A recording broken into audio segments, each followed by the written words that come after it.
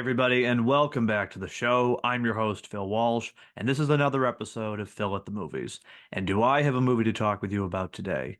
Not only is this film one of my favorites of the year so far, but I personally believe, and I'm not being hyperbolic when I say it, it is one of the best horror films ever made. The movie that I'm going to be talking with you about in just a little bit is Late Night with the Devil. This original, clever, darkly funny movie recently was released in March. It had a limited theatrical run, but seems to be finding its audience in a big way on streaming. I was fortunate enough to catch it in that format last weekend, and it blew my mind. But more on that in just a little bit. As always, I want to thank you for tuning in or watching this show and hearing what I have to say or watching what I have to say on all things movie related. Now, a little bit of housekeeping ahead of this episode. Next week will be May 3rd. And in honor of Star Wars Day, which is on May 4th, I will be dropping a Star Wars centric episode. This is an episode that I have collaborated with a friend of mine, Nolan Ryan. He hosts or co-hosts the Never Split Up podcast. And he's a bit of a Star Wars fan like myself. So we thought it would be a good opportunity to do a little collaboration and talk about that galaxy far, far away. So, fair warning, it's a nearly 3 hour long episode, but I promise you it will be worth your time to watch or listen. We rank all 11 live action Star Wars films. We talk about the movies, we talk about our favorite scenes, characters, etc. It was an absolute blast, and I can't wait to share it with you next week. So if you are a fan of that galaxy far, far away, next Friday, do I have a show for you? And then a few weeks after, a review on The Phantom Menace 25 years later. But that is all in the future. Right here, right now, I am talking to you about Late Night with the Devil. And as I indicated at the start of the show, not only is this one of my favorite films of the year so far, but I firmly believe it is one of the best horror movies ever made. And I'm going to try to make my case for it in today's episode. So, Late Night with the Devil is set on Halloween 1977, and it focuses on the exploits of a late night talk show host, Jack Delroy. Now, Jack Delroy is played by Des Malchan, and he is desperate, and I mean it, desperate to take his show to number one in the ratings. And while he's had a successful run as a late night and variety host of his own show, Night Owls, he is still losing to the Tonight Show with Johnny Carson. And side note, I love the title of this fictional show, Night Owls. It plays in perfectly with sort of the themes that are going on, and it's just a cool title for a late night talk show. But more on that later. So Delroy is desperate. He's craven. He's not someone who will stoop to, let's say, criminal means, but he will do anything. He'll push the envelope, so to speak, in order to get that ratings boost. And he thinks he's found the solution. Tapping into the spookiness of October 31st, he decides to invite an allegedly possessed girl onto the show, thinking this will be the ratings bonanza that will take his show to number one. But of course, things go horribly, horribly wrong as Delroy sort of unintentionally unleashes a force of evil onto the studio audience while coming to terms with his own choices as he realizes the heavy price of fame. Now, from the start, Das Malchan is brilliant in this film. He is truly delivering a masterclass performance, and frankly, it's great to see him headline a film. He's been in a number of high-profile movies like The Dark Knight, Prisoners, Dune Part 1, and most recently Oppenheimer, but here this is his show and he owns the stage literally and figuratively. He is Jack Delroy, late night talk show host. He completely loses himself into the persona of a late night comedian. His cadence and delivery have the authentic vibe of a TV personality at that time, and he looks right at home amid the retro designs, and there's even some echoes of a more stable Rupert Pumpkin from King of Comedy, another fictional aspiring talk show host that I will touch on in just a little bit. But Late Night with the Devil works on many levels. It is a horror film, yes, and it leans into that possession angle, which, as I've said before, it's rarely my cup of tea when it comes to horror movies. I prefer a psychological or a slasher film. But the script is so smart here that the demonic possession is merely a story device that's used to tell a much bigger and compelling narrative. Now, as I said with regards to the Rupert Pupkin angle, there are as many echoes of King of Comedy in this film as The Exorcist, and all of that is sort of a beautiful tribute and sort of summary, if you will, that ties together a frankly terrifying and unnerving story that I have not been able to stop thinking about since I saw this film last weekend. In addition to sort of the traditional horror elements, there's a real macabre sense of humor that adds to the increasing tension and sort of, volatility of the story. One thing I sort of like about it is because it is a late night talk show, you're gonna have sort of late night humor in a way and sort of the droll, one lines and comments from the host, and it all feels very real and authentic and vibes with not only shows of that day, but sort of our own perception of that particular format of the variety show or late night TV. Now, back, of course, to the story. Delroy thinks he has everything under control when he invites this allegedly possessed girl onto the show, and then, of course, right on cue, the unexplained start happening. And there is a scene where the girl Lily, played masterfully by, I believe she's a newcomer, Ingrid Torelli, her demonic possession is revealed on live TV, and it's done so effectively and expertly that it has the facade, if you will, when you're watching it, of TV magic. And it plays with both the audience in the film, the studio audience, and for those of us watching, that you almost have to question at first, what is happening? Is this real or is it part of the show? And there are, frankly, a few moments in addition to the possession scene that are genuine shock and not so much awe, but pure WTF. And I'm not going to spoil this particular scene because it really is one of those moments that it has to be seen in order to be believed. But I will state this: if you are not a fan of worms, avert your eyes, because this is one of those moments where I was just sort of gobsmacked watching the screen because it sort of, nothing feels forced in this movie. Everything arises organically and sort of builds on each layer of tension and suspense. And in addition to sort of the natural elements of the story, the use of practical effects is another added bonus with this film, and that's a major prop to the production company because they're using both puppetry as well as limited digital technology to tell this story, and that also helps not only with the sort of plausibility and believability, but kind of makes it feel like a product of the 1970s, which also adds that extra layer of authenticity. And another plus I would say is the way the film is framed. It opens with what appears as a documentary investigating the events of what happened on October 31st, 1977, with this late night show, Night Owls. And then it leads right into the broadcast as if it's a bit of hidden lore or found footage that today true crime enthusiasts would gush over as if this were a real taping and the documentary had discovered this long lost recording of what exactly happened on this particular night in question.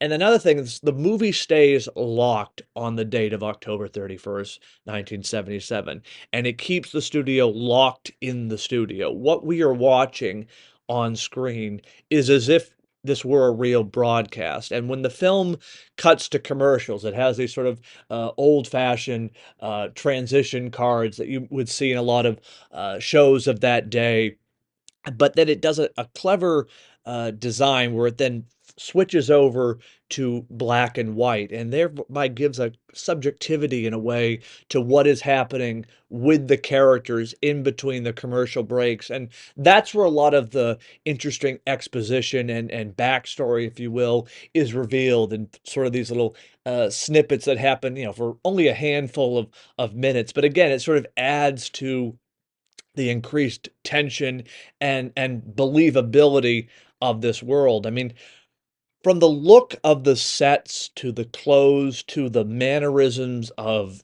delivery, the film has the look and feel of an unearthed time capsule from a once real life talk show. And part of that, as I said, is it's Dust Malshan and his performance that is pitch perfect. The other, I have to say, is the script that is written, and it's also directed by the Kearney brothers, Colin and Cameron. And clearly, they are experts with this genre. The film is as much a love letter to cinema as it is to horror, and both of them have a clear grasp on the genre. There's wonderful nods and Easter eggs peppered throughout the film. Again, like I said, King of Comedy on the one hand, The Exorcist on the other. And fans of the now cult favorite Halloween 3 Season of the Witch will no doubt pick up on the nod to the film's shocking ending. And there's a lot of interesting real life parallels that the film capitalize on as well. Again, if you're a student of history, you might recall the great satanic panic and occult curiosity that swept the United States in the 70s and early 1980s. And there's a unique way that those elements sort of further ground this film and make it feel as if this is less fantastical story and more like a found footage exploit. Now, of course, on the larger end, as I've sort of hinted at, the script is much more even-handed at dealing with the larger themes of this story, and it doesn't do it in a way that's either preachy or sort of beating the message over the head. As I said earlier, the film like King of Comedy is such an influence on this film in the best possible way. And of course, that film, just to recap it, if you haven't seen it, of course, I would highly recommend you go check it out because it's one of Scorsese's best, and it also is a fantastic performance by Robert De Niro. But in it, De Niro plays Rupert Pupkin, who is an aspiring comedian who goes to great and even criminal lengths to achieve what ultimately is his 15 minutes of fame. And here in Late Night with the Devil, we see Delroy stooping not to criminal measures, but a sort of a moral ambiguity when it comes to achieving his success and then ultimately maintaining that success. And the script plays with the real life. Or I should say, gives nod to the real life Bohemian Grove Club by creating a fictional one in this movie's universe called appropriately The Grove. And with regards to the Bohemian Grove Club, you can look up a number of different conspiracy theories and allegations related to this real life place and see how it inspired the fictional creation here in the film. But with regards to those elements being peppered throughout the story, it's revealed later on that Delroy had been visiting this fictional club and connecting with the world's elite and powerful with the hopes of enhancing his career, and whether intentionally or not, has sort of tapped into demonic powers but as a means of trying to enhance and further his career along a successful trajectory. And that's really where this film shines the most. I mean, again, it's a wonderful take on the demonic possession film, but to me, what I really enjoyed and thought was a masterful achievement is its commentary on the lengths someone will go to in order to achieve fame and notoriety. Delroy is shown as being willing to push that envelope on his show, even at the threat to his staff and the audience. He will stop pretty much at nothing for notoriety. And as things get further and further out of control on this recording, you can see he's trying to be the ringmaster, holding everything together, but is slowly but surely losing his grip on the entire situation. And again, the film doesn't delve too much into into exposition or even backstory, but there's enough little snippets revealed in either dialogue or the clever documentary introduction at the start, where we learn that Delroy tragically lost his wife to cancer a few years ago. And interestingly enough, his own sort of deal with the devil, if you will, relates entirely to his wife's death a few years prior, and sort of illustrates this sacrifice that he has been making for fame, fortune, and ultimately glory.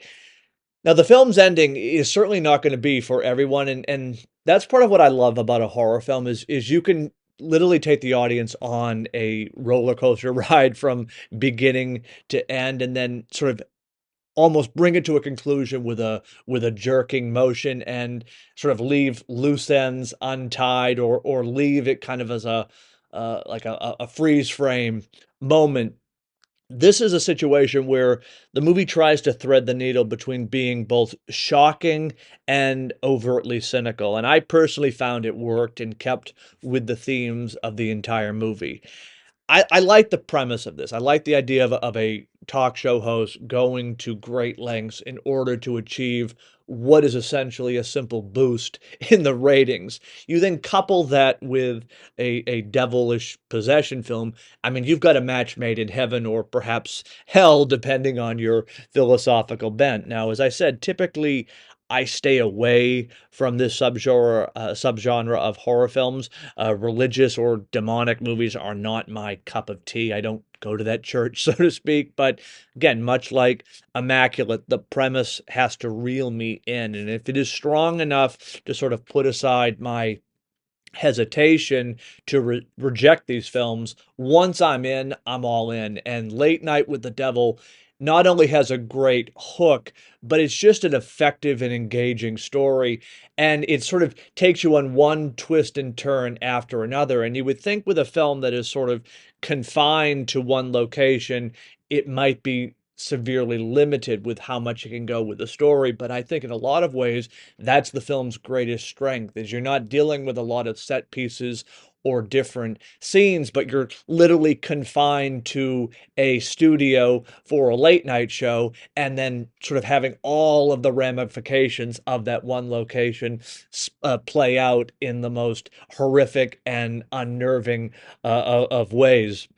And as I said before, I love the dark comedy aspect. There is a lot of humor to this film. It's not, laugh out loud, split your side type humor, but it is dark, and it is keeping with the film's tone and premise. You then, of course, add in all of the other elements, and it's just wonderful. I mean, this is a movie that I really did not know much about going in outside of the premise, and I did not expect to be floored by it. It truly it possesses you in a way, and it doesn't let up until the credits roll.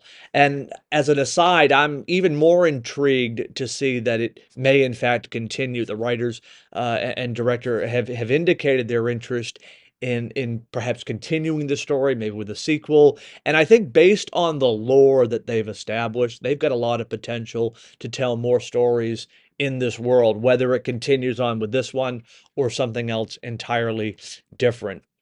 But just to summarize it, Late Night with the Devil illustrates why, in my humble view, horror is not only a profitable genre, as evidenced by the last few years, but it is a genre that's never going to go out of fashion. Now, there are obviously going to be ebbs and flows, but the genre itself has a place in movies, because while other genres certainly, come and go, horror has can able to accomplish so much with often so little. It taps into that primal sense found in all of us, which is fear, and fear is a fun emotion to explore in a controlled setting, and horror movies achieve that feat tremendously. Funhouse films will sort of only scratch the surface, but a true gem, and I consider Late Night with the Devil to be a true gem, will offer something more tangible and more impactful than just generic jump scares. And often I think the films that speak to either culture or human nature or even society at large, those are the ones with staying power. It's one thing to scare people, it's another thing to scare them, but have something to say and have it resonate. And Late Night with the Devil accomplishes both those things across the board. A truly mind bending and wickedly devilish film. Many different things with such a unique and clever premise. And I would highly encourage you to check it out. Certainly, if you are a horror fan, I think this is going to be right up your alley. And I'm, again, delighted to see this film is resonating with people. I think it's going to find its audience in an even larger way now that it is available for streaming. And again, fingers crossed for a physical media release later this year. But that is Late Night with the Devil, a surprise film to be sure, but a wonderful one nevertheless. That does it for me today. I want to thank you, as always, for tuning in and hearing what I have to say on movies. As promised, next week it will be a Star Wars episode. It's a nearly 3 hour epic event of a podcast, but I hope you enjoy it. That does it for now. I'll be back next week. And yes, we will certainly do this all over again for the love of movies.